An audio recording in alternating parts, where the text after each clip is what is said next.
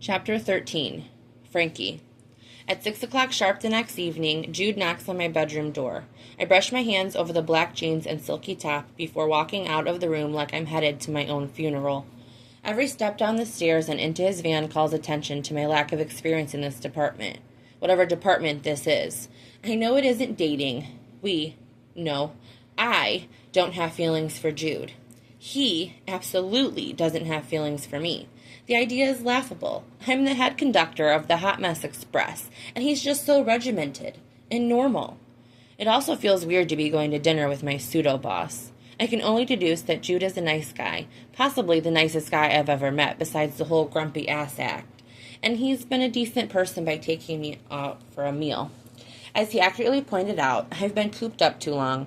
After the way my thoughts spiraled yesterday, I'm inclined to agree with him. The problem is now I don't know what to do with my hands. My fingers are numb from rubbing them together so hard. What do you want to drink? Jude's voice breaks through my turbulent thoughts. Can I have a virgin margarita, please? Jude nods his head to the bartender. The old guy wearing a bandana smiles, showcasing a few missing teeth. He grabs a couple of glasses and walks off. You can have a drink. Jude licks a drop of water from his lip and sets his glass back on the coaster. I don't drink alcohol. He tenses in his stool. I fight the urge to bump his knee with mine just to make sure he's still breathing. After several quiet moments, he leans back. Is this a bad place for you to be? We can go somewhere else. Something shifts inside at his reaction to my confession. I'm used to the small-town dining options. Back home, nearly every good burger joint is a bar. I don't have a problem or anything. Watching my parents drink away my childhood has kept me far away from the stuff. He rests his forearm on his knee, turning his stool slightly toward me. Does it bother you if I have a beer? Not at all. He nods once before looking away. If it becomes a problem, you let me know.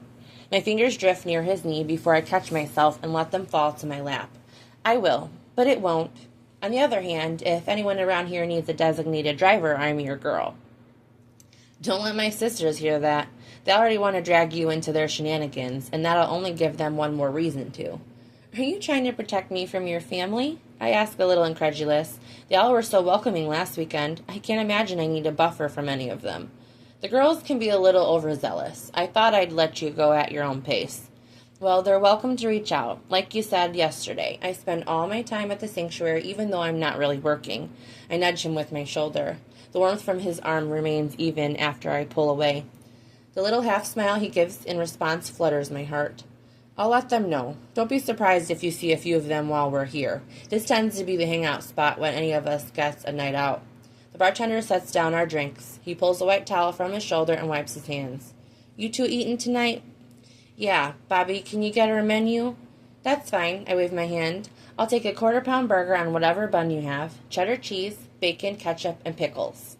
You got it, darling. Fries okay? Want to split them? I ask Jude. He pats his flat stomach. I think I'd prefer a double serving rather than half. I'm hungry. How about I give you half of mine, and you can have 1.5?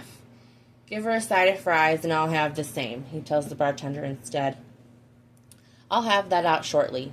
Thanks, Bobby, Jude says. A hasty sip of my cold drink washes away some of my trepidation. If only I didn't find him so confusing, I might be able to relax. Jude nurses his beer, and a silence stretches between us. I think the ground opening up and swallowing me whole would be less awkward than sitting here floundering for something to say. If only I had a sketch pad and a pencil. I could draw something to soothe my frazzled nerves.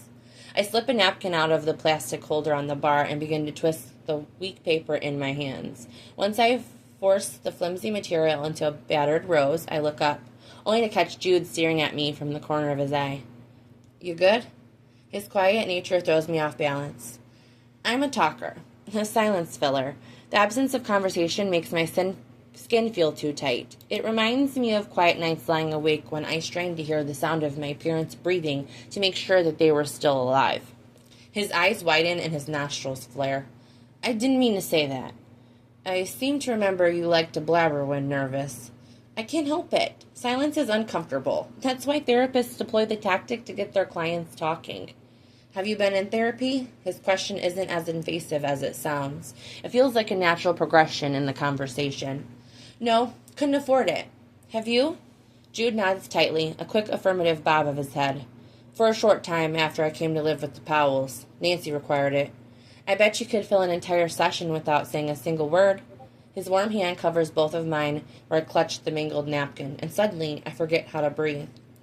Relax. His fingers twitch where they conceal mine. I swear he brushes his pinky across the back of my knuckles. Yeah, as if that helps things any. I think I'm going to run to the restroom before the food gets here. Jude sharply withdraws his hand as if he forgot we were still touching and gestures towards the back. That way. His coarse tone abrades my skin, sending a delicious tingle up my spine. Something about a man with grit in his voice just seems to get me going. Not that I have much experience with getting going, at least outside of my fantasies. I hop off my stool and roll my shoulders before crossing the room.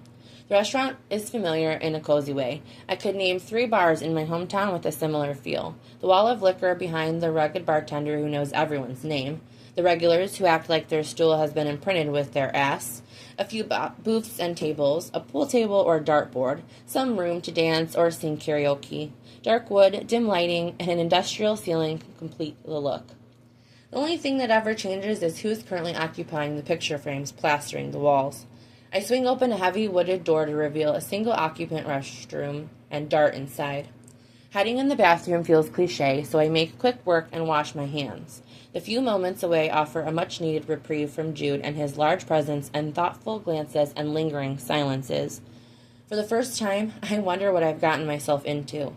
The upbeat dance music grows louder as I step back into the hall. I weave around 2 women waiting for the restroom. More people are here than I realized. Jude and I occupy a relatively intimate corner of the bar. The tables behind us are full with patrons enjoying a Friday night out. As my eyes adjust back to the dim bar lighting, I see someone I didn't expect to see in this small town. Someone I definitely didn't expect to see again so soon. Dylan stands beside a 4-top table, a sheet of paper fluttering in his hands as he talks. The muscles on either side of his neck tense at the mere sight of him, and a dull throb begins in my head. He came back for me.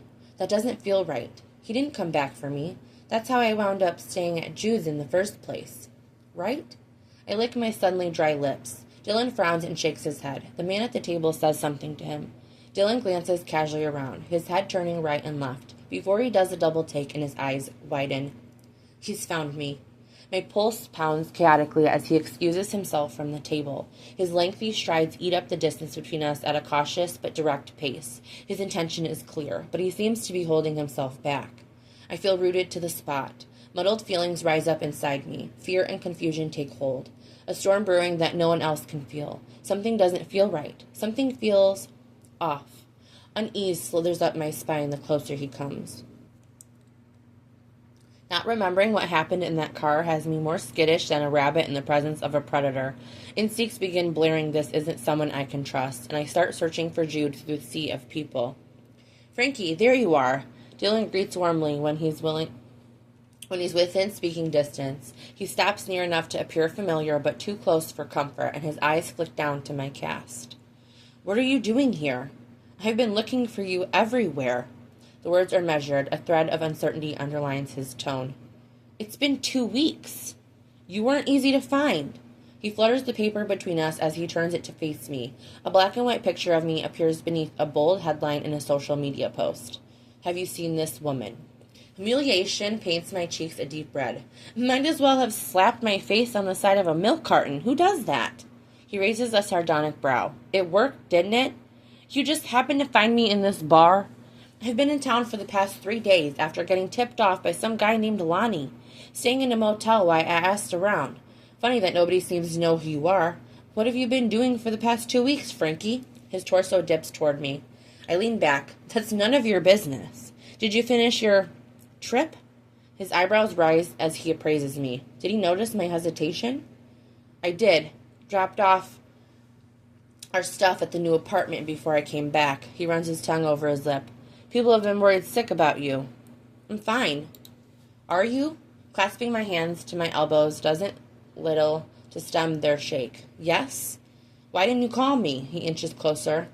Lie, lie, lie. With what phone? I bite out. I didn't have any of my stuff. It's not like I have your number memorized. I checked with your parents. You haven't called them either. Why would I? I can't remember the last time I sought their help. So you were planning on what? Just staying here forever? Seems that way, doesn't it? The attempt to keep him at a distance has me dizzy. I need him gone. Since I only had myself to rely on, I found a place to stay. I even have a job. You found a job? You already have a job in California. Things changed. You're going to throw it away over a little fight. Pieces of information collect like raindrops in my head. I have a job somewhere. We had a fight. Those two fragments are new to me. New, yet not very helpful. I'm not going anywhere with you, so you can leave. Why would I leave without my fiancé? He spits it out like a dirty word. Memories are not. No love emanates from this man. A prison of fear bursts beneath my skin. I'm not your anything, Dylan. Not anymore. He laughs angrily. You don't just get to decide that by yourself. We were starting a life together. Maybe we were, but that's over now. I've started a life here. I stab my finger toward the sticky ground I stand on. You were right. We both needed a fresh start. It's just that those new beginnings don't involve each other. You've got to be kidding me. He rubs his hand over his messy red hair. The loose waves bounce beneath his irritated strokes. We had plans. So make new ones. I have. In fact, someone's waiting for me right now. Who? He barks, and I move a reactive step back. My boyfriend, I blurt out. Oh, God. If he wasn't being such a shitty person, I wouldn't be one back. Truly, I never set out to hurt him, but I have to trust my gut since I can't remember, and right now, my gut screams at me to push him as far away as I possibly can. Even if that means lying about the man waiting for me across the room, who probably wouldn't be caught dead being romantic with me. He snorts in disbelief. Yeah, right. You're telling me you not only found a job, but also a new boyfriend in the past 2 weeks? I don't owe you a single explanation. I think you do. Maybe you should tell me why it took you 2 weeks to track me down. If you can tell me why you dropped me off on the side of the road and didn't come back for me right away, I'll consider going back with you. His eyes glitter and my stomach drops. Oh, fuck. I said the wrong thing, didn't I? I run through the last minute of conversation in my head. What did I say to give him the upper hand? He's looking at me like he's holding the winning poker hand, and he knows it. If you can tell me why you dropped me off on the side of the road. My posture deflates a little as I realize my mistake. Why did I say it like that? I can't go back now. I can't give him anything else that might hint I don't remember what happened. The change in his demeanor is instant. The tense air ripples between us.